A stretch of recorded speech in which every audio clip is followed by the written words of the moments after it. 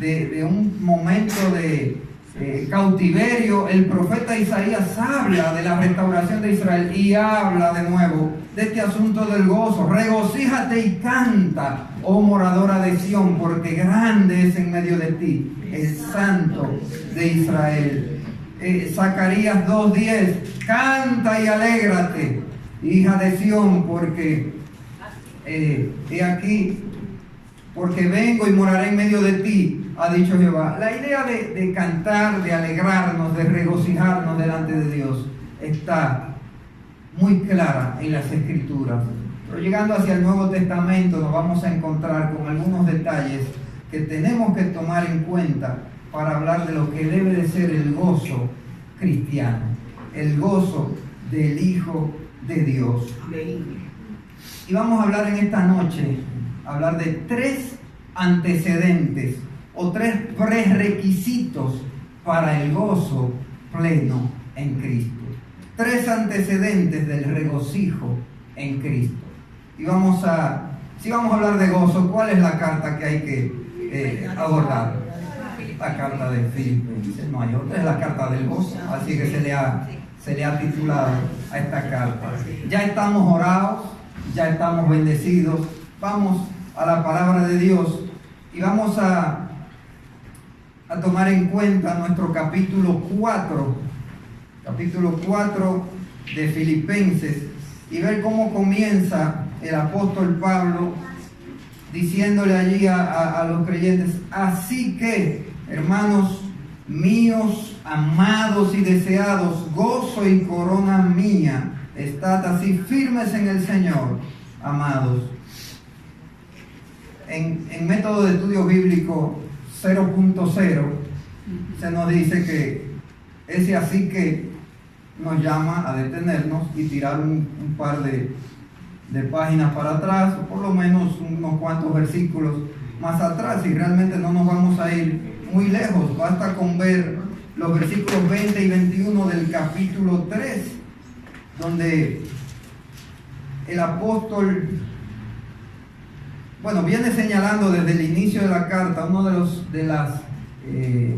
los propósitos de esta carta del apóstol Pablo es animar a los creyentes, porque la situación en la que él se encontraba, o sea, la de la prisión, era algo que parecía no favorecer al Evangelio.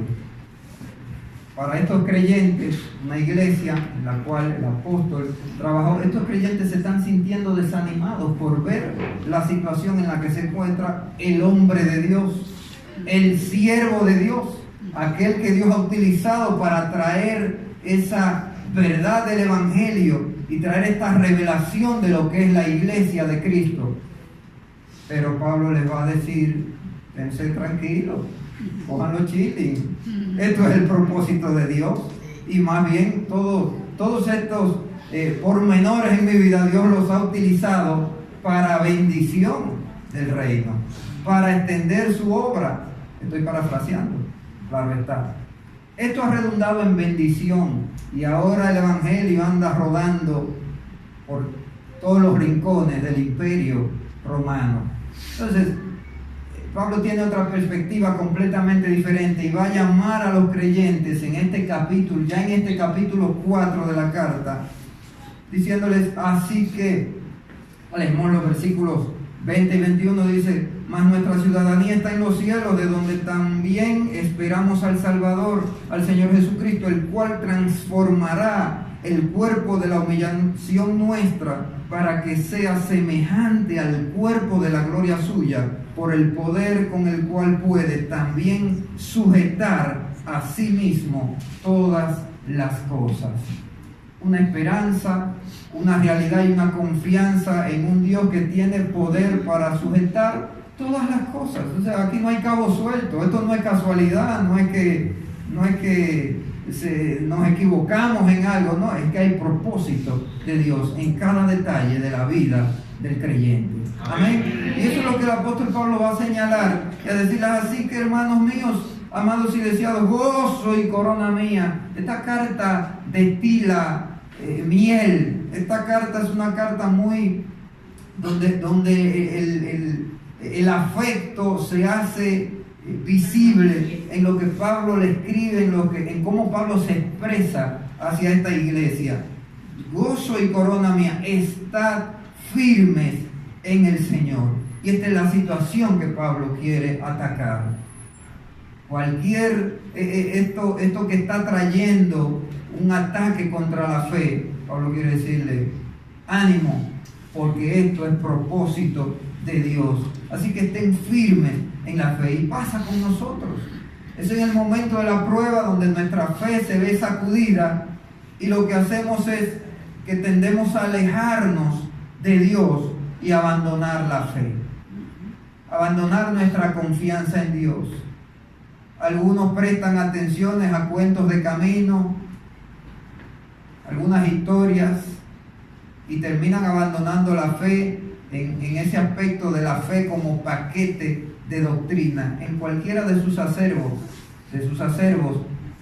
el abandonar la fe es algo que no debe de pasar en la vida del creyente. Recibir, retener la doctrina y retener esa confianza, esa seguridad de que lo que no vemos, aunque no lo vemos, ahí está. Porque Dios dijo que ahí está. Y si Dios dijo que ahí está ahí, aunque no lo vea. Eso es lo que dice la palabra de Dios acerca de lo que es la fe. Ojo, no mis presuposiciones, no mis expectativas, lo que Dios ha dicho que es. Entonces, estamos llamados a vivir confiando, sosteniendo nuestra fe. Y este va a ser un primer requisito para luego llegar a ver y experimentar ese gozo pleno en Dios. Estar firmes en la fe. Y todos pasamos por situaciones difíciles. A todos nos toca. A veces los adultos creemos que es un asunto de nosotros los adultos, y mientras vamos metiéndonos en nuestras situaciones, nuestro rollo y nuestros problemas, y la familia, y sustentar una familia, y la esposa, y los hijos, y uno se va desconectando de la realidad de los más jóvenes. Yo trabajo con niños y adolescentes en el colegio, y es algo con lo que tengo que estar ahora mucho más empapado. Aparte de tener un hijo pequeño y ya un jovencito, un adolescente, estar empapado de esas necesidades. Digo de los demás porque quizás el mío no tiene los problemas que me toca ver en un colegio donde trabajo con una cantidad grande de niños y jóvenes, y saber los problemas que estos niños y estos jóvenes arrastran con situaciones familiares realmente difíciles. Y estos jóvenes están buscando el escape, y en vez de aferrar, y algunos siendo creyentes, en vez de aferrarse a la fe, en vez de aferrarse a la palabra, en vez de buscar crecer en las cosas de Dios, de involucrarme más en las cosas de Dios, el diablo busca la manera de entretenerlos, al igual como lo hace con nosotros los adultos. Nosotros nos distrae con otras cosas, pero a los muchachos lo entretiene hasta con cualquier mojiganguita, con un videojuego, una cosa, unos aparaticos ahora que tienen que no lo sueltan ni para ir al baño, y están ahí, y que los videojuegos y los muchachos están anestesiados con eso, y tú lo ves, o sea, que están metidos, y tú lo ves con una bailarina y uno baila y una cosa, y digo, Dios mío, ¿qué es lo que están fumando estos muchachos? ¿Qué es lo que...? Y es que están, el enemigo lo tiene anestesiado con todos estos asuntos. Distracción, que al principio, o quizás en sí mismo, algunas cosas de estas no son malas, pero son una distracción que cuando quitan nuestro foco y nos llevan a quitar la mira, como nos dice la palabra, puestos los ojos en Jesús, en el autor y consumador de la fe, en buscar las cosas de arriba, definitivamente se convierten en un problema. Estamos distraídos. Firmeza en la fe. El apóstol Pablo avanza, y esta carta, que tiene la particularidad de que esta iglesia es una iglesia realmente especial, una carta que se le describe como la carta del gozo, pero esta carta no ataca problemas, o por lo menos problemas graves, comparándola con una iglesia de Corinto, por ejemplo. Una iglesia que tenía problemas serios, realmente serios. Aquí había una percata minuta, un detallito, pero que había que prestarle atención. Y el apóstol Pablo habla de ese asunto en esta carta, y en el versículo 2 encontramos estos dos hermosos nombres que no he encontrado nunca a nadie que le haya querido poner a sus dos hijas estos nombres, Evodia y Sintique. Pues, vamos a ver si quedamos con un mejor cuadro de estas dos mujeres esta noche. Ruego a Evodia y a Sintique que sean de un mismo sentir en el Señor. Ruego a Evodia y a Sintique que sean de un mismo sentir en el Señor. Es el único asunto que está trayendo quizás cierta problemática, cierta desazón en medio de la iglesia. Dos mujeres que no logran ponerse de acuerdo. Ahora, estas dos mujeres no parecen ser dos locas viejas que llegaron ahí a la iglesia hace un par de días y están ahora con un chismoteo y un estira y jala. No, estas dos mujeres, dice más adelante que son dos mujeres que combatieron juntamente con el apóstol y con otros siervos de Dios. Son dos mujeres que, como decimos en buen dominicano, guayaron la yuca hombro a hombro con estos hombres de Dios por el evangelio. O sea, dos guerreras, dos siervas que han peleado la batalla. Entonces yo quiero hacerme la idea de que el desacuerdo tiene que ver con algo de peso, con algo de importancia en medio de la iglesia, algún tipo de ministerio que una estaba jalando porque quería que los recursos fueran a un ministerio para los niños pobres, y la otra que no, que decía que no, que era con los ancianos que iban a trabajar, y que estaban discutiendo por algo realmente de importancia que tenía que ver con la obra de Dios. Estoy inventando, estoy usando mi imaginación, queriendo entender que estas dos siervas de Dios no están en un pleito en medio de la iglesia y creando una situación de división simple y llanamente por, como decimos acá, por quítame esta paja. Y eso debe de llamarnos la atención. Ojalá que nosotros tuviéramos mucho pleito en la iglesia porque todos estamos queriendo ir a evangelizar, uno para un barrio y el otro para el otro, que esos fueran los pleitos nuestros en la iglesia. Ojalá que nuestros pleitos fueran algo así. Eso infiriendo, inventando nosotros. Pero estas mujeres tienen un desacuerdo, y ciertamente todo desacuerdo en medio de la iglesia tiene que ser atendido. Tiene que atenderse, porque no podemos darle lugar al diablo. Esa es una advertencia que la palabra de Dios nos da. No dar lugar al diablo. Entonces, esa desavenencia y ese desacuerdo y esa manera de que yo, ¿por qué hace una cosa así?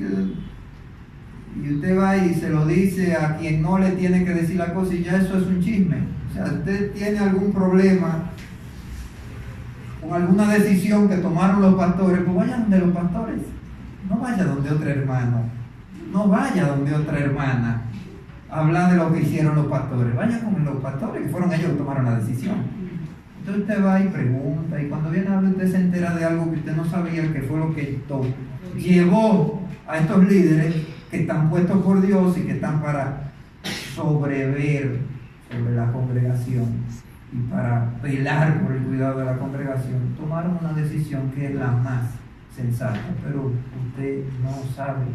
Entonces, esos desacuerdos y esa manera de, vamos a cortar con esas cosas. Una unidad de pensamiento, y es importante subrayar esa idea de un mismo sentir, que no la deja así, no. Les ruego que sean de un mismo sentir. Eso es difícil para nosotros, dicen que cada cabeza es un mundo. Pero el punto es que no lo deja ahí, dice que seamos de un mismo sentir, ¿cómo? En el Señor. Ahí está el punto. Ahí está el estándar. Ahí están las instrucciones claras y precisas dadas de quiénes somos, de qué somos, para qué estamos, cuál es nuestra misión, visión, propósito, bla, bla, bla, en Cristo. Y ahí va a haber la unidad. Y Dios no pide uniformidad, Dios pide unidad. De hecho, la manera en que Dios trabaja en medio de la iglesia es dando diversos dones, diversas capacidades. Dios trae a un grupo de gente con diferentes capacidades naturales y los dota también, o nos dota con capacidades sobrenaturales, que son los dones espirituales, que nos da por su Espíritu Santo, para que en el ejercicio de esos dones, entonces la iglesia crece y se edifica a través del ejercicio de los dones. Y en esa diversidad, Dios llama a la unidad. Eso es una verdad que está expresada claramente en la palabra de Dios.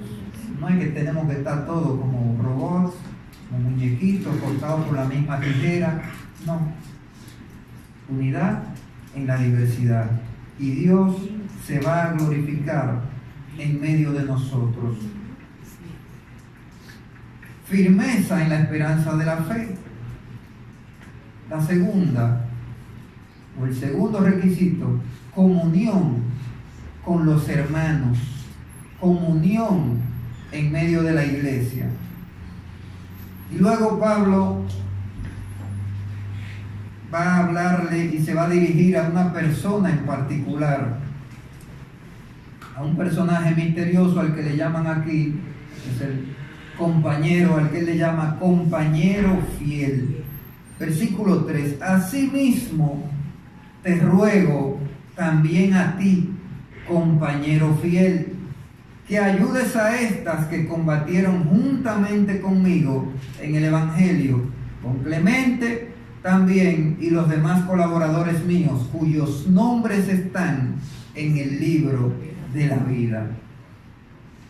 Este compañero fiel, los biblistas, los comentaristas bíblicos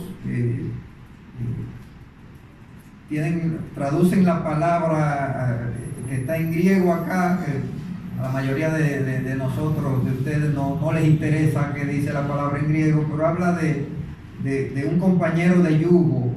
Ese que se traduce como compañero fiel, la idea del animal, de ser pareja de animales, de bueyes que ponen juntos atados con un yugo para hacer el trabajo del arado en el campo. Algunos piensan que fuera Timoteo, otros piensan que fuera Silas. La palabra de Dios no dice cuál, no nos queda claro cuál fue, pero hay un compañero fiel, hay un hombre que ha trabajado, que está en medio de la iglesia, que es un líder en medio de la iglesia, y que el apóstol está diciéndole: te ruego que hagas algo en medio de esta situación. Te ruego por favor que no deje que este asunto siga así. Interven en medio de esta situación. Te ruego también a ti, compañero fiel, que ayudes a estas que combatieron juntamente conmigo en el Evangelio. Entonces, nos queda claro que no eran dos viejas chismosas que estaban ahí, eran dos mujeres de Dios que en un momento están en una situación y necesitan la intervención de un hombre maduro en la fe, de un líder que está ahí y que debe mediar para corregir la situación. Ese es el llamado. Está diciendo un llamado a atender a su ministerio, a hacer su trabajo, a hacer su labor en medio de la congregación. Y a esto mismo estamos llamados nosotros. Pablo le está diciendo que las ayudes. Nosotros estamos llamados a ayudarnos los unos a los otros, a servirnos los unos a los otros, a velar por las necesidades los unos de los otros. Si hay algo que va a hacer que una gente venga a esta iglesia y decida quedarse, es el compañerismo que encuentre. Eso es así. Eso no me lo inventé yo. Eso es así. El sentido de pertenencia es el que lleva a una persona a quedarse en medio de una congregación. Ese sentido de pertenencia se adquiere en esa interacción y en ese servicio y en ese trabajo que hacemos de estar velando los unos por los otros. Eso va a marcar a la persona y es lo que va a decidir. Hay otras congregaciones por allí que me quedan más cerca de la iglesia, que me queda más cerca de mi casa. Y algunos, justamente por esa situación, son capaces de irse a una iglesia que está lejísimo, atravesándole a muchas iglesias de camino, prefieren no jugar allá, esa es mi casa. Ahí está mi gente, ahí está mi familia. Y eso va a ser la diferencia, sirviéndonos los unos a los otros. Estamos llamados a permanecer firmes en la palabra. Estamos llamados a vivir en comunión los unos con los otros. Y estamos llamados a servirnos los unos a los otros. Hace un tiempo, hace un par de meses, estuvo el pastor Manuel Salomón predicando allá en Alma Rosa, y predicó unos mensajes tremendos, hablándonos de las generaciones en la iglesia: generación saliente, generación presente o vigente y generación siguiente. Y dio su tesis apoyando bíblicamente cuál es la generación más importante en medio de la iglesia.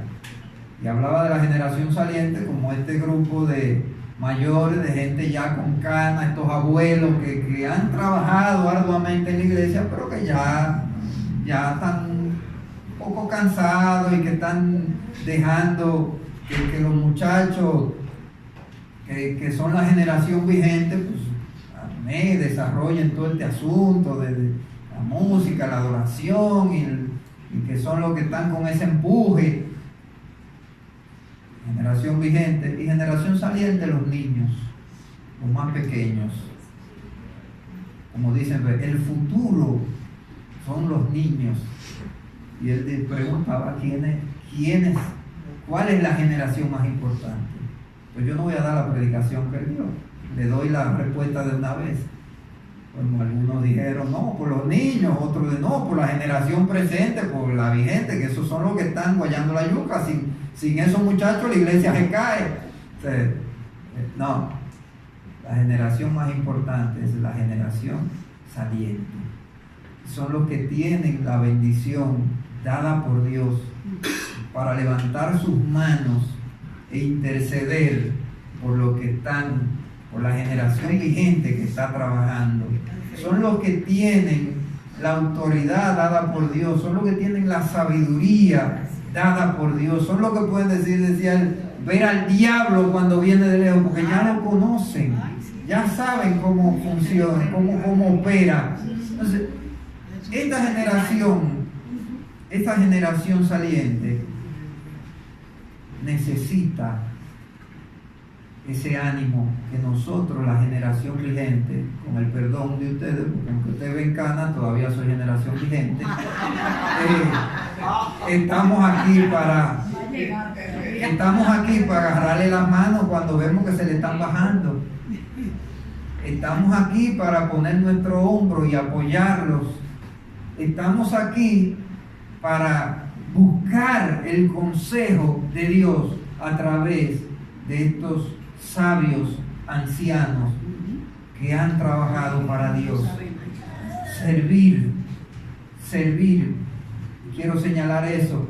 Estamos llamados a servir. Jóvenes, vamos a servir los unos a los otros. Y vamos a servir a la generación saliente. Vamos a servir a estos mayores, a estos ancianos que el Señor ha puesto delante de nosotros. Servicio en el cuerpo de Cristo.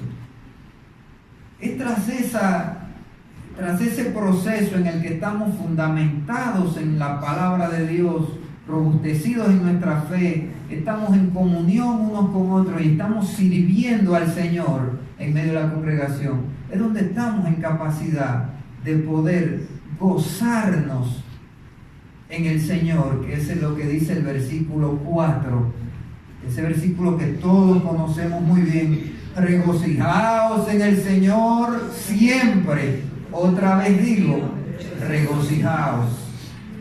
Eso va a ser un resultado de este proceso en el que yo estoy fundamentado en la palabra de Dios, y no importando la circunstancia que me está tocando vivir, yo estoy firme en mi fe. El apóstol Pablo, según se entiende, está escribiendo ¿desde dónde? ¿Desde dónde? Desde la casa. Esto no era Najayo ni La Victoria. Yo no he, a La Victoria, bueno, no he ido a ninguna, ni a La Victoria ni a Najayo. He ido en San Pedro, ¿cómo se llama la de San Pedro? México, le dicen a la cárcel en San Pedro. No son nada lindas, pero hay algunos presos privilegiados en nuestro país. Este es el país de la maravilla, se ven cosas interesantes. Hay televisión que pantallas planas, hay teléfonos, hay internet, hay de todo. O sea, hay verdaderas suites en estos presidiarios nuestros. Pero el apóstol Pablo no estaba en esa condición. El apóstol Pablo estaba en una sucia y asquerosa cárcel romana que estaban diseñadas para desmoralizar y destruir y hacer sentir realmente mal al que estaba ahí adentro. Cárcel húmeda, hedionda. El apóstol Pablo desde allí está diciendo: esténse tranquilo que esto ha redundado para bien y para bendición de la obra del Señor. Así que gócense en el Señor. Regocijaos en el Señor siempre. Otra vez digo, regocijaos. O sea, lo reitera, se los he dicho y se lo voy a volver a decir, es lo que está diciendo el apóstol Pablo. Ya les dije que se gocen y se los voy a volver a decir: regocíjense.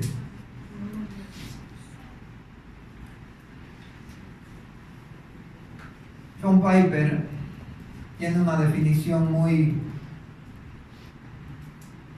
hermosa acerca de lo que es el gozo cristiano. Quiero compartirla con ustedes. Dice: el gozo cristiano es un sentimiento bueno en el alma, producido por el Espíritu Santo, mientras nos hace ver la belleza de Cristo en su palabra y en el mundo. Repito, el gozo cristiano es un sentimiento bueno en el alma, producido por el Espíritu Santo, mientras nos hace ver la belleza de Cristo en su palabra y en el mundo. Y habla aquí del asunto de un sentimiento, y podemos traer inmediatamente la palabra de Dios a nuestra mente y decir: eso no es un fruto del Espíritu Santo. Que la palabra de Dios dice que el fruto del Espíritu es amor, gozo, paz, paciencia, benignidad, bondad, fe, mansedumbre, templanza. Él define este sentimiento de gozo. Está interesante ver esta idea de un asunto de una emoción. Él puede intercambiar la palabra como una emoción. Dice: tú no manejas las emociones, tú no decides ponerte triste en un momento, como este es un buen momento para tener miedo, o este es un buen momento para ponerme triste. Simplemente sucede algo Y esas circunstancias pueden afectar tus sentimientos. Y en el caso de la vida cristiana, justamente la idea de que es la obra del Espíritu Santo en nosotros nos lleva a entender lo que dice en Efesios, que nosotros colaboramos con Dios en el permitir ser llenos del Espíritu Santo. Es lo que dice en Efesios: no os embriaguéis con vino, en lo cual hay disolución, antes bien sed llenos del Espíritu Santo. Diciendo que este verbo es un imperativo, tiene un detalle interesante que está en modo pasivo. Es imperativo, o sea que es una obligación, es un mandato, pero está en voz pasiva, o sea que dice que el sujeto no participa de la acción, la recibe. Entonces, una manera de parafrasear el versículo sería: antes bien, permitan que el Espíritu Santo los llene. Entonces, yo debo de colaborar,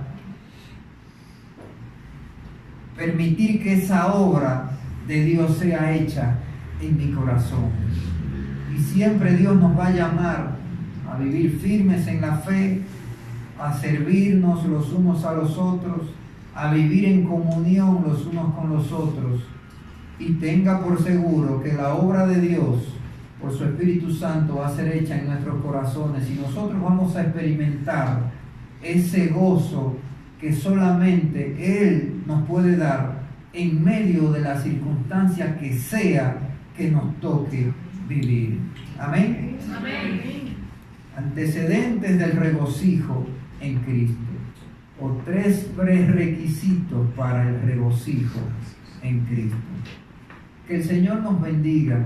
Amén. Y que el Señor haga su obra en nuestros corazones, y que nosotros podamos vivir experimentando ese gozo en el cual Dios quiere que vivamos día tras día, sobreponiéndonos a las circunstancias adversas, al dolor, a la tristeza que podemos experimentar en nuestra carne por la realidad del pecado en el mundo, y que, como dice la palabra, nos asedia. Pero dice: despojémonos de todo eso y corramos con paciencia la carrera que tenemos por delante, y lo vamos a hacer con gozo y con alegría. Como dice el apóstol Pablo: que yo termine mi carrera con gozo. Amén. Oye, que tú explotabas. No, con gozo. Con gozo. Amén. Vamos a orar. Padre Santo, gracias por tu palabra. Gracias por tu obra redentora, por tu obra en la cruz, la cual nos ha dado perdón, vida eterna, salvación. Oh Dios, y has hecho posible que podamos tener esta comunión contigo. Oh Dios, queremos acercarnos a ti y ver que tu obra, Señor, sea hecha en nuestras vidas. Podamos disfrutar, Señor, de vivir en esa comunión íntima contigo, aferrados, Señor, a la verdad de tu palabra, y confiando, Señor, que tú eres verdadero y fiel y estás por encima de las circunstancias. Oh Padre, podamos vivir en comunión, que podamos, Señor, servirnos los unos a los otros, y llénanos, Señor, de tu gozo. En el nombre de Cristo Jesús te lo pedimos. Amén. Amén. El Señor les bendiga. Vamos a seguir disfrutando de este hermoso tiempo.